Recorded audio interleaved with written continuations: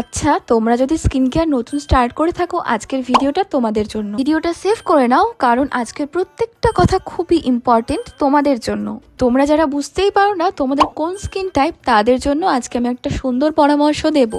তো ফার্স্টে কিন্তু তোমাদের অল স্কিন টাইপ প্রোডাক্ট দিয়ে তোমাদের স্কিন কেয়ারটা স্টার্ট করতে হবে, কারণ তোমরা জানো না তোমাদের কোন skin type. So all skin type product use করলে কিন্তু তোমাদের কোনো সাইড এফেক্ট হবে না, কারণ সেটা অল স্কিন টাইপ।